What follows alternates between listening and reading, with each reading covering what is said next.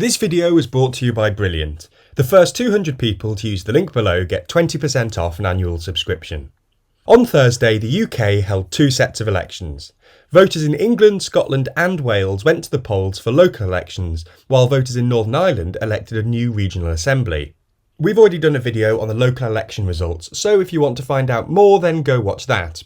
But in this video, we're going to be looking at the historic election in Northern Ireland, where Sinn Fein won a plurality of votes and seats, and asking whether this could open the door to a united Ireland.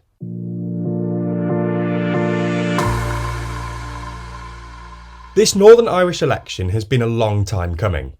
Since the last Northern Irish elections in 2017, the Northern Irish Assembly has spent most of its time in dysfunction. It took until January 2020 for Sinn Fein and the DUP, the two largest parties, to agree on a power-sharing arrangement, which the DUP promptly abandoned in February this year, apparently in protest at the Northern Ireland Protocol. For those of you who don't know, unionist parties in Northern Ireland, and especially the DUP, really don't like the Northern Ireland Protocol, the addendum to Boris Johnson's Brexit deal that was supposed to replace Theresa May's backstop.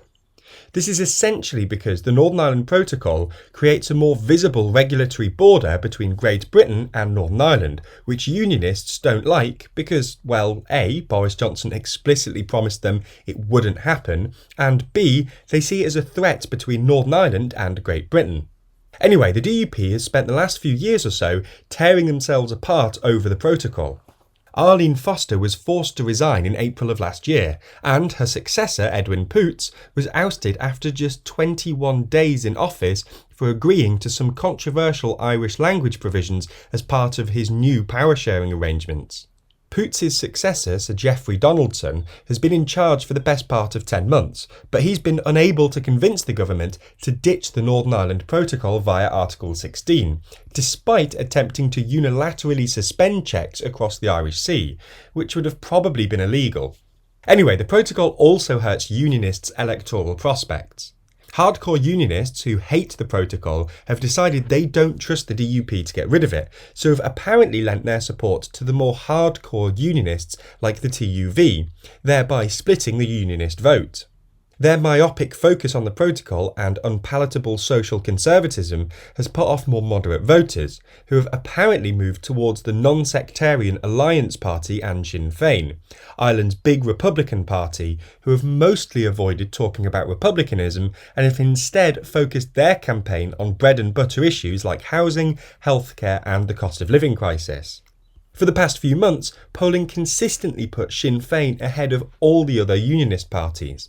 The latest poll from Tuesday put Sinn Fein at 26.6%, nearly 9 points ahead of the DUP and Alliance, who are both at 18.2%. For context, in the 2017 election, the DUP came in first place with 28.1% of the vote, which translates into 28 seats. Sinn Fein came second with 27.9% and 27 seats, and the Alliance came in fifth with just 9% and 8 seats. It's worth mentioning here that the Northern Irish elections used a single transferable vote system, with 18 5-seat multi-member districts for a total of 90 seats.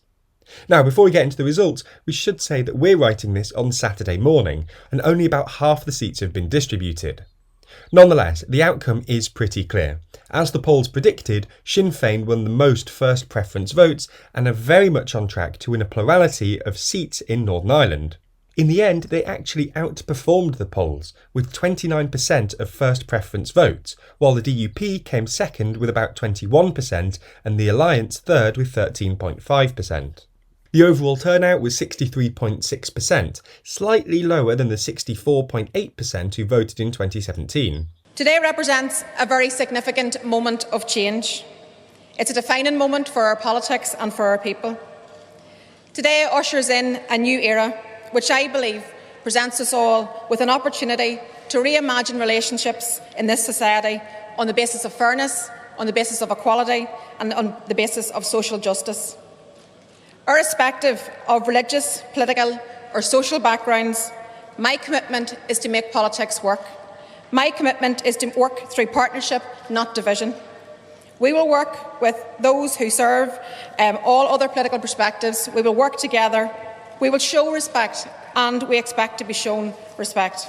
As I've said, our party officers will meet, we'll discuss the next steps in this process as to how we can most effectively apply pressure to bring about the objectives that we need, which is a stable Northern Ireland, a stable economy, and our political institutions up and running, provided the protocol is dealt with. This is pretty huge news. Sinn Féin's victory means Northern Ireland will have a Republican First Minister for the first time in its history, and while the First Minister has no more legal powers than the Deputy First Minister, this result will nonetheless have a massive symbolic and psychological effect on both Unionists and Republicans. So, does this mean that Irish reunification is imminent? After all, the two largest parties in the Republican Ireland are also both Republican, which means there are Republican pluralities on both sides of the border. Well, it's probably not going to happen in the immediate future. Sinn Féin's success in Northern Ireland was not because, but rather in spite of their republicanism. They deliberately avoided talking too much about reunification. And polling suggests that support for reunification in Northern Ireland has actually fallen slightly from its 2021 high, when it was nearly 50%. Recent polling suggests that support for reunification has since fallen to about 40%, although it's worth saying that 40% is still significantly higher than what it used to be. Nonetheless, while reunification might not happen in the immediate future, eventual reunification does now look more likely. Support for reunification has steadily increased since Brexit, and even if they don't support reunification, a majority of Northern Irish voters support a referendum on the issue. With Sinn Féin in power, a referendum has become a real possibility. Brilliant is an online STEM learning platform that allows you to get smarter every day by learning huge important topics through engaging and interactive experiences. Gone are the long, boring lectures that I sat through to get my computer science degree, instead replaced by puzzles and interactive experiences which teach you the knowledge you need to know in a way you actually want to learn. It really is all the knowledge you could need too, because Brilliant have courses from the very basics of computer science and maths right through to neural networks, quantum computing, and even quantitative finance to help you better understand financial markets. All of these courses are designed by award-winning instructors and built upon the principle of active learning, so you're gaining STEM knowledge by actually doing it. So if you want to improve with STEM, then you can sign up to Brilliant at brilliant.org/TLDR UK, and the first 200 people to do so will get 20% off an annual premium subscription. Thanks for supporting the channel.